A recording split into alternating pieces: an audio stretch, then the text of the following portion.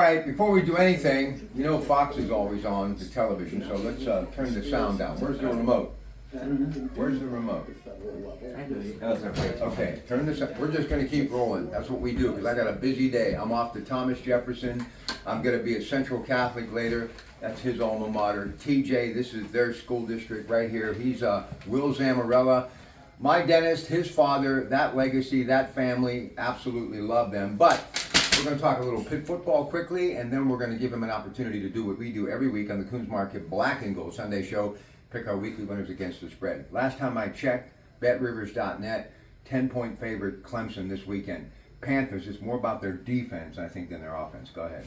I think so. I think the defense needs to find out a way. Virginia Tech did a good job at the initial start of their game against Clemson, kind of disrupting them. So if they could finally kind of mimic that success and that Virginia Tech had in the first chance they had to have, but I think it's going to come down to quarterback play. And I'm not entirely confident that Eli Holston's even going to play this week. They looked pretty beat up against Virginia, and then he took the rest of that half off, and we saw that result. So if Yarnell has a full kind of week in the saddle, and number one, maybe he kind of learns how to, kind of get comfortable back there again. But until that kind of happens or the quarterback play improves, because the past 4 games it is not, I don't think they're going to be that spread whatsoever. All right, here we go. It's time now to pick the weekly winners. We begin with Thursday Night Football, Amazon Prime. It is Washington getting 3.5 against Philly. Obviously, Washington lost to the Steelers by a point this past week. Jaden Daniels, rookie, LSU, he's the real deal. But you got Jalen Hurts. But the key in this football game, even though we don't like, because we love Pitt, we don't talk Penn State too much. Saquon Barkley. Oh, he's incredible. He's probably almost the best back in the NFL this year. I take the Eagles. All right, up next, let's roll to Sunday, the early games. Drake May stepping it up, the rookie out of North Carolina. New England getting 4.5 against the Rams. I like Stafford. Taking Rams. Tennessee getting 6 against Minnesota. Take Minnesota. Cleveland getting 0.5 point. This is kind of a pick-em game against New Orleans. Ooh, it's going to be an ugly game to watch there, but just because I don't like Cleveland, I'll pick New Orleans there. I thought Flacco was going to be rolling the rest of the way, or so they said, but then all of a sudden, Anthony Richardson, the rookie, is back, and they are getting 4 against the Jets. That's a tricky one, only because I don't know how Anthony Richardson just seems to just be made of glass, and even if he rolls this week again, I'm not entirely sure how much he's going to stay into the game. I actually think they do better off with Flacco there, so I'm going to take the Colts. This guy's like 6'5", 250, and he's always injured. Well, it's a hard sport. I wouldn't want that many defensive tackles coming after me week after week. So. All right, the Chicago Bears, Matt Eberflus, you got to wonder how much longer he's going to be on the sidelines. They're getting 5.5 against the Green Bay Packers. Packers. Until proven otherwise, Packers dominate Bears. So. Well, you can understand the injury to Trevor Lawrence, why this is what it is, but he's coming off of a 5-interception performance, talking, of course, about Jared Goff in Detroit. Trevor Lawrence out, shoulder problems. 14 points Jacksonville is getting against the Detroit Lions, maybe the best team in all of football. Yeah, I think the Lions are going to be the team to beat this year, so Lions roll. Vegas getting 7.5 against Miami, a much different team with Tua. Yeah, I think he's playing a lot different, too. I'm going to take Miami, but probably reluctant. That can go either way. That's a pick-em game as well. Atlanta getting 2.5 against Denver. Is Bo Mix for real? He wasn't earlier in the season, but he's in the fantasy projections. He's been on fire. So, yeah, Denver rolls. By the way, if you haven't been to Rivers Casino, go. I was there last night at a company function. Best food, best atmosphere, and I love the bells and whistles, and that's why we always go betrivers.net. Rivers Casino on the North Shore in Pittsburgh. So, Seattle, 6.5 against San Francisco. San Fran. Right. Kansas City, well, they remain undefeated. They're taking on Buffalo, and believe it or not, KC is a 2-point underdog. Well, the officials won't hold that one, so KC will take the points and the win. All right, Chargers. Everybody's not really talking much about the Chargers, and they need to be talking about the Chargers.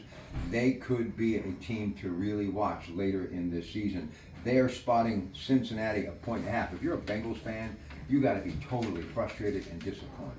I think so. I think they've had a lot of issues going on with exactly how Burrow's played and has come back from injury, and that's hard to do in the first place. But Cincy, it's one of those that they're due for a win. They played the Ravens very tough, and they actually probably should have won that game. So I'm going to take Cincinnati with the upset. All right, Monday Night Football. Dallas, Dak's done for the year. The Cowboys are done. Here's what they need to do: tank it, McCarthy, get out of there. You deserve better. Even though I love Jerry Jones, the guy's got to get into a situation where he's not under the microscope when he's brushing his teeth. No pun intended. But seriously, the Greenfield native's got to go somewhere else. He deserves an opportunity. Here's what's going to happen. Remember where you heard it. I've said it before, and I'm going to say it again. They're going to end up getting the #1 pick, and they're going to take Travis Hunter out of Colorado. And then Shador's going to drop down, maybe late first, early second. They're going to get him. They're going to trade Dak to maybe New Orleans or someplace, okay? Because New Orleans definitely needs a quarterback. It's not Derek Carr, it's not Spencer Rattler, or some other team, right? And then you're going to have Deion Sanders leave Colorado and become the coach for the Dallas Cowboys. Now that's prime time. I guess it's one of those. I'm not. I know prime time is very popular, but it's one of those. I don't think he's Pitt good Dental for college. School, St. Vincent College. He's got some smarts. He didn't want to take a bite on that, but believe me, I would definitely go for that. All right, Steelers. So who do you like in that game? Dallas. No, Dallas gets that. Houston. And Houston. Houston rebounds. They had a tough loss when the Lions came back against them, but I think they rolled Dallas pretty easily. But Stephon Diggs is done. They're 6-4. I don't Even see them still. doing anything. But the South is so weak. Mm-hmm. I mean, you got Jacksonville, you got Indianapolis, so they're going to win. They could almost walk to the playoffs. They're realistic. Now, this is where it gets interesting. Steelers have had Baltimore's number the last couple of years, and Baltimore's defense is the 28th ranked defense in the National Football League. They're pitiful. Russell Wilson seems to have the touch. He seems to have it going. Yeah, he does.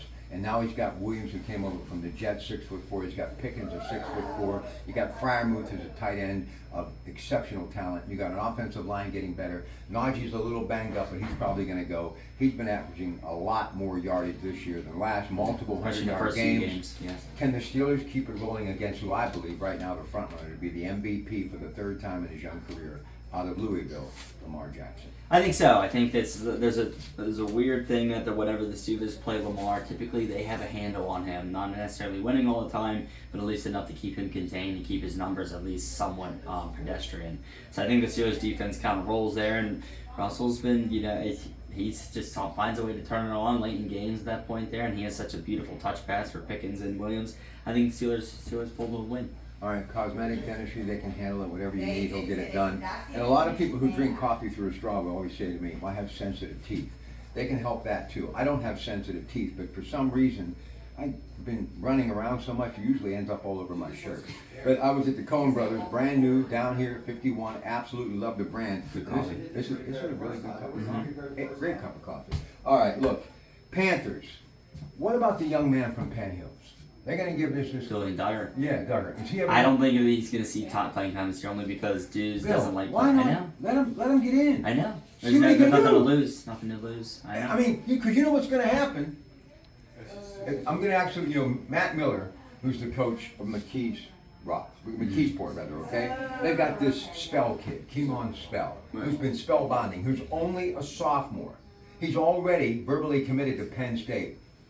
You got Tyke Hayes out of Malaquippa, already committed to Penn State. We need to start making commitments with some of these players from around here. And if they come to Pitt and they have an opportunity, and right now, what do you have to lose? Let him play a couple of series. Put him in there. See what he can do. I think Julian's going to get his time next year. I think there's one of those that they're going to kind of probably ride out the season only because there's so many left. But Julian will be kind of a guy that kind of gets into the fold next year. But in terms of the Whippeal, a lot of the things too, yes, these kids go to Penn State and they also go to your Notre Dames and they also go to your Kentuckys and Floridas, but a lot of them also come back because when they go there, it's not exactly what they promised. And I think Narduzzi's fine with waiting on them coming in the transfer portal, but like, I know it wasn't what you think, but you're still a hometown guy. Look at Donovan McMillan, case in point there. He's going to make the NFL, and he was a guy that left and thought it was green, and it wasn't.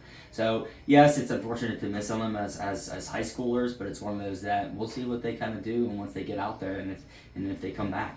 Pitt Dental School, St. Vincent, he's the man, the myth, the young legend. He will be here for years to come while his father and I will be going fishing. Yeah. All right. Have a great rest of your day. I'm off now to TJ, and they've got a pretty exceptional running back too. Yes, Tyler Ebert. He's only 15 years old. He's a sophomore. Turn it up. Go Tyler, go. All right. We'll be back with more in just a little bit. Stay with us.